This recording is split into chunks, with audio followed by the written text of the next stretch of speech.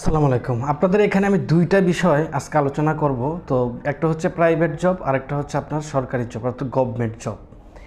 দুইটার মধ্যে একটা বিরাট সুবিধা আপনাদের কাছে শেয়ার করব। তো আপনি যদি আমার চ্যানেল নতুন হয়ে থাকেন অবশ্যই আমার চ্যানেলকে সাবস্ক্রাইব করে রাখবেন। দেখেন, প্রথমেই যেটা বলবো সেটা হচ্ছে বিরাট পার্থক্যটা দুইটা জবের মধ্যে একটা মূল পার্থক্যটা কি। ধরেন আপনি একটা প্রাইভেট জব করেন, এখন প্রাইভেট জব ঢোকার সাথে সাথেই একটা কথা মনে রাখবেন যে যেখানে কাজের শুরু আছে কিন্তু শেষ নেই। আপনি একটা প্রাইভেট কোম্পানি বা প্রাইভেট ফার্মে জব করবেন, সেখানে ওই জবের বহির্ভূত আপনি কিছু করতে চাইবেন, তারপরও করতে পারবেন না। বিষয়টা আমি আজকে একটু খোলা আপনাদের সাথে শেয়ার করি। প্রাইভেট জব মানেই হচ্ছে আপনার কাউর অধীনে আপনি চলে যাওয়া, অর্থাৎ আপনার সম্পূর্ণ যে জীবনটা অতিবাহিত করবেন অন্যজনের মাধ্যমে, অন্যজনের নির্দেশনায়, অন্যজনের যেটা বলে সেটা মানতে মানতে আপনার জীবনটা পার হবে।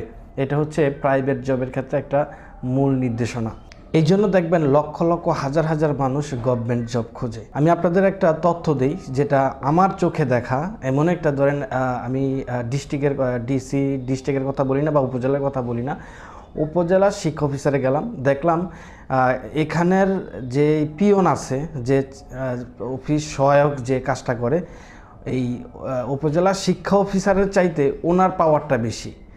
কারণ এখানে দেখলাম যে যে উপজেলা শিক্ষা অফিসার আছে উনি বলতেছে, সহকারী শিক্ষা অফিসার বলতেছে আর কি, যে বলতেছে যে দেখেন আজকে দুপুর টাইম উনি আমাকে রাইখা উনি নিজেই লাঞ্চ করতে চলে গেছে। ওইখানে এই বিষয়টা আমি নিজের এরকম হাজারো আপনি উদাহরণ দেখতে পাবেন, হাজারো কিছু আপনার সামনে এরকম উদাহরণ ভেসে আসবে, বা হাজারো আপনি নথি এরকম দেখতে পাবেন। দেখবেন অনেক সরকারি জবের অধিদপ্তর মন্ত্রণালয় দেখবেন পিয়নের পাওয়ার অনেক বেশি। কি এর অফিসার আর কি, যে পিয়ন, যে রাত্রে প্রহরী, তার পাওয়ার বেশি।